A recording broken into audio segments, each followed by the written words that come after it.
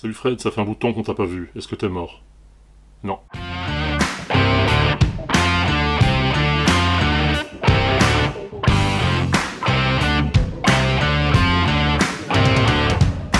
Salut à toi, je suis ravi de te retrouver pour cette nouvelle vidéo. Alors effectivement, ça fait un bon moment qu'on s'est plus vu ou entendu ou on s'est plus lu, notamment sur YouTube.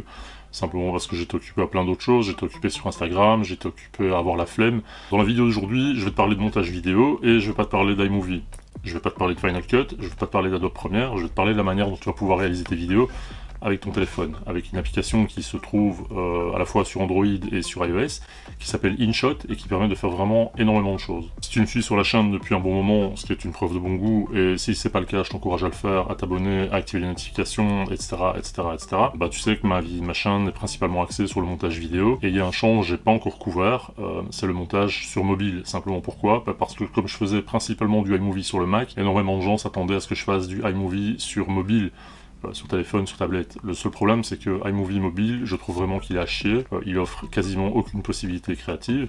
Il est encore plus limité que l'iMovie sur la version desktop. Et donc, je voulais trouver une application qui soit super intéressante et qui puisse aussi fonctionner dans les deux systèmes d'exploitation principaux, donc iOS ou Android. Et InShot, qui est l'application que je te présente aujourd'hui, permet de faire ceci. C'est vraiment une application qui est super intéressante, qui va te permettre de faire tes contenus YouTube, par exemple, Instagram, réseaux sociaux en général, format 16:9 classique, 9:16 pour les stories, carré pour Instagram, 4:3, 3:4, 2 tiers, enfin tout ce que tu veux. InShot permet de le faire avec pas mal de fonctionnalités, le chroma key, etc. On verra ça dans différentes vidéos parce que je pense qu'il y a pas mal à en dire. On va commencer directement dans l'application, je vais te présenter l'interface, je vais te montrer les 2-3 choses que tu peux faire avec, et puis voilà. Alors dans InShot, tu vas voir qu'il y a 3 zones principales quand tu lances l'application. Il y a une zone vidéo, il y a une zone photo, il y a une zone collage. Celle qui nous intéresse, c'est la partie vidéo. La partie photo va te permettre de faire des retouches sur tes photos évidemment. Et la partie collage va te permettre de faire des compositions, présenter 4, 5, 10, je crois que c'est maximum 9 photos sur une seule, avec différents formats, etc. Si ça t'intéresse, on fera des tutos là-dessus aussi. Nous, ce qui nous intéresse, c'est la partie vidéo.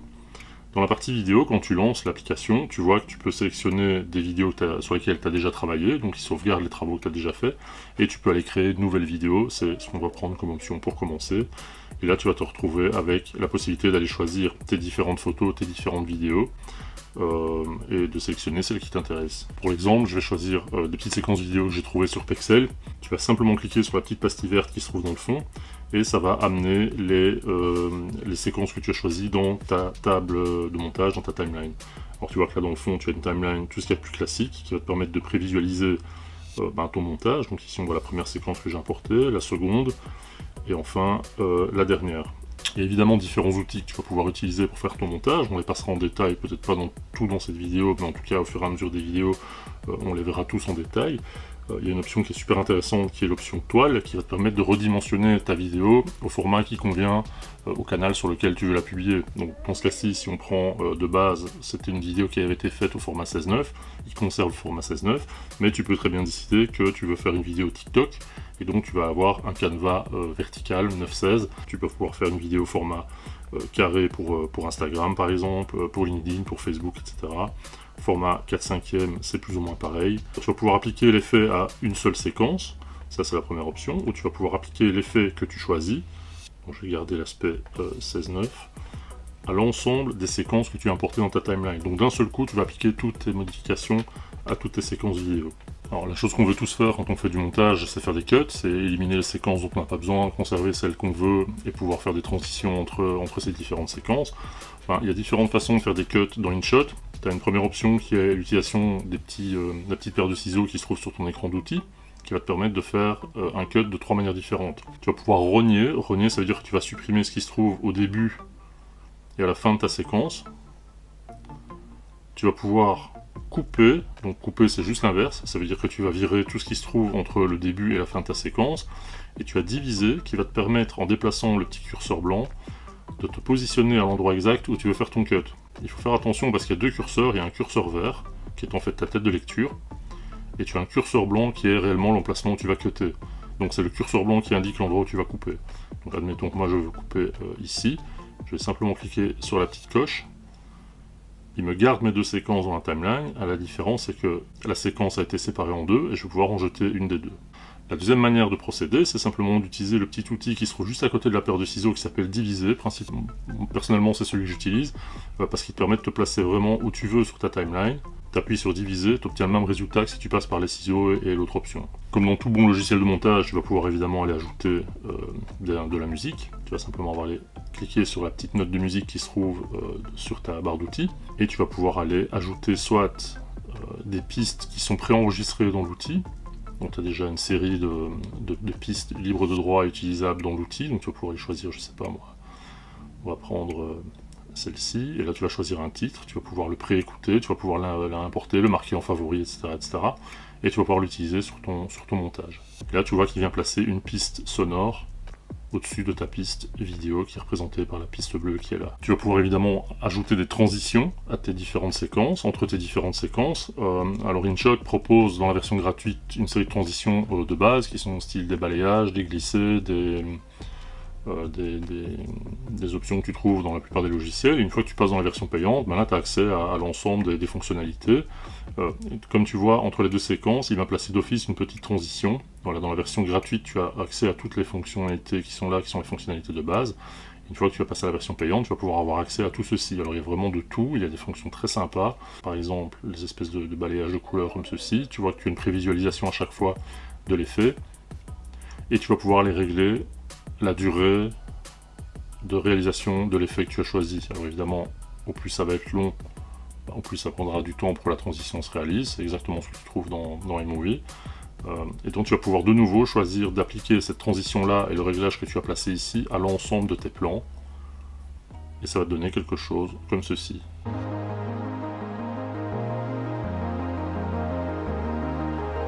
Tu peux évidemment choisir d'avoir des transitions différentes pour chacune de tes séquences.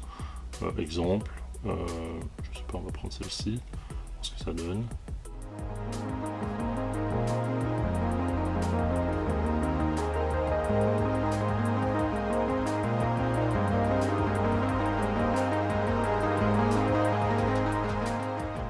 Après la musique, tu peux évidemment ajouter des effets. Alors il y a une série d'effets qui est déjà préenregistrée avec des grands classiques qui sont les effets de transition, style les whoosh et ce genre de choses. Tu vas pouvoir aussi importer des banques de sons. Si par exemple tu utilises un enregistreur et que tu fais toi-même tes pistes son, ben, tu les importes, ou même avec ton téléphone, tu les importes dans ton application. Tu vas pouvoir utiliser tes propres sons pour faire tes transitions. Même chose pour tes musiques, etc. etc. Alors, autre fonctionnalité intéressante dans InShot, tu vas pouvoir aller ajouter du texte. Alors là, tu as d'office un petit cadre avec l'emplacement du texte qui va s'afficher. Tu vas aller mettre une invitation à s'abonner. Tu valides. Et tu vas pouvoir, avec les différentes manettes, les différentes poignées qui apparaissent autour de la boîte, orienter ton texte de la manière dont tu veux. Donc tu peux la mettre dans n'importe quel sens, tu peux régler la dimension.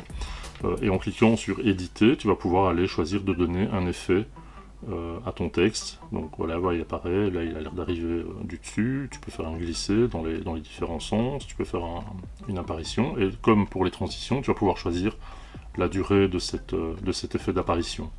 Tu vas pouvoir régler ça pour l'arrivée de ton texte et pour le départ de ton texte. Donc tu vas pouvoir choisir des effets différents. Imaginons que je veux que mon texte arrive de la gauche vers la droite, et je veux qu'il parte de la droite vers la gauche. Voilà, une fois que j'ai terminé, je valide. Je vais pouvoir également déplacer tout mon bloc texte là où j'ai envie dans ma séquence. Je vais pouvoir aussi diminuer ou prolonger la durée d'apparition du texte.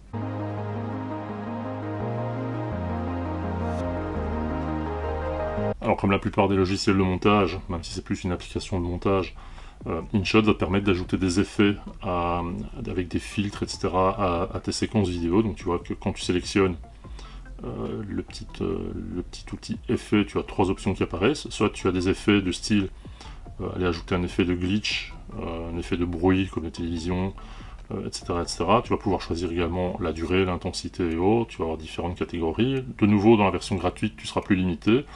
Mais sache que franchement, pour le nombre d'outils que la version payante propose, ça vaut parfois la peine de mettre la main au portefeuille. Et de nouveau, je t'expliquerai en fin de vidéo le type de fonctionnement, le type d'abonnement que InShot propose. Ça vaut vraiment le coup de parfois sortir quelques pièces.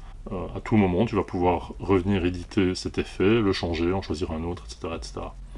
Si tu t'es trompé et que tu n'as pas besoin de l'effet, tu cliques simplement sur la petite poubelle tu reviens sur ton écran de départ et l'effet a été supprimé. Au niveau des filtres, ben, tu vas avoir toute une série de filtres qui sont des filtres un peu cinématiques, un peu l'équivalent, je vais dire, des LUT que tu peux trouver sur d'autres applications, qui donnent franchement des résultats pas mal. On n'est pas dans des trucs super kitsch, etc. On voit que ça a été fait avec un certain goût et avec une certaine finesse, donc on a évidemment des effets un peu plus prononcés, voilà, comme ce genre de truc. Mais c'est pas vraiment la majorité des effets qui sont disponibles sur InShot. Et tu peux même aller régler toi-même les différents paramètres des différents effets que tu as choisis. Donc tu peux partir d'une base préenregistrée et vraiment l'affiner en fonction de ce que tu veux. Troisième onglet, il va te permettre de régler ton image de base avec les différentes valeurs qu'on connaît dans tous les logiciels d'édition, à savoir la saturation, le contraste, l'intensité lumineuse, les ombres, etc., etc., etc. Je vais pas aller dans le détail, on reviendra dessus si tu veux, mais sache que ça existe également. Alors partie un peu fun, un peu tiktokienne ou un peu Snapchat de la chose, tu peux aller ajouter des autocollants. Alors il y a une boutique d'autocollants, une fois que tu as la version payante complète, tu débloques tout d'office, il suffit simplement d'aller sélectionner ceux que tu veux, et tu vas avoir accès à toute une série de stickers. Évidemment tu as les emojis classiques, tu vas avoir accès à toute une série de stickers que tu vas pouvoir venir placer sur ta vidéo, de la même manière qu'un élément texte. Donc là tu choisis vraiment les effets dont tu as envie. On va les mettre de l'eau là, de l'eau dans la rivière, c'est un peu bateau, mais pourquoi pas. Là, tu vas pouvoir aller régler la durée d'apparition de ton effet.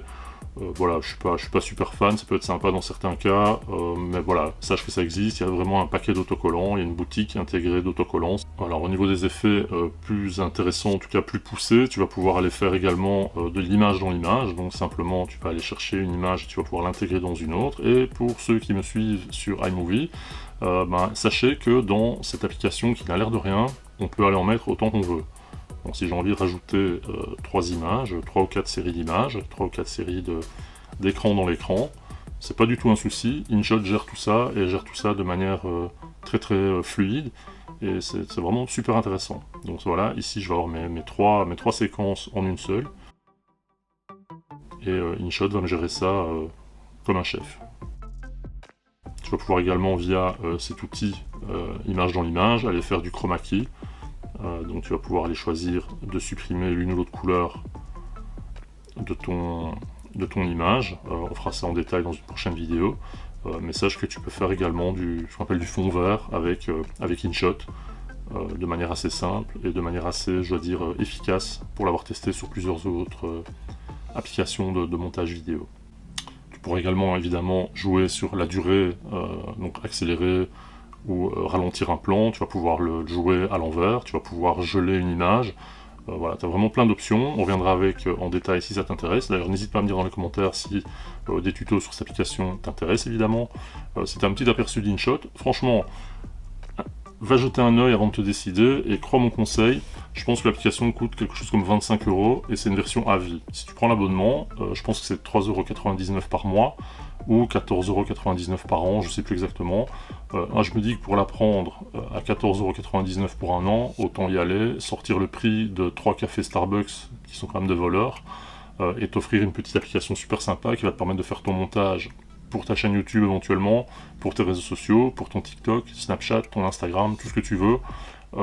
Tu sors ça une fois, 25 €, tu as une application comme je te l'ai montré, ici on a fait que l'aborder, qui va te permettre de faire des choses vraiment intéressantes. Franchement ça vaut la peine, donc moi je t'invite à le faire, passe le pas, teste, dis-moi en commentaire ce que t'en penses, dis-moi en commentaire si tu veux d'autres tutos sur InShot. De toute façon, même si tu me dis non, je compte en faire, donc tu n'auras quand même pas le choix. Moi je l'utilise beaucoup sur Instagram pour faire des vidéos avant-après, une fois que j'ai fait une colorisation, une édition de photos.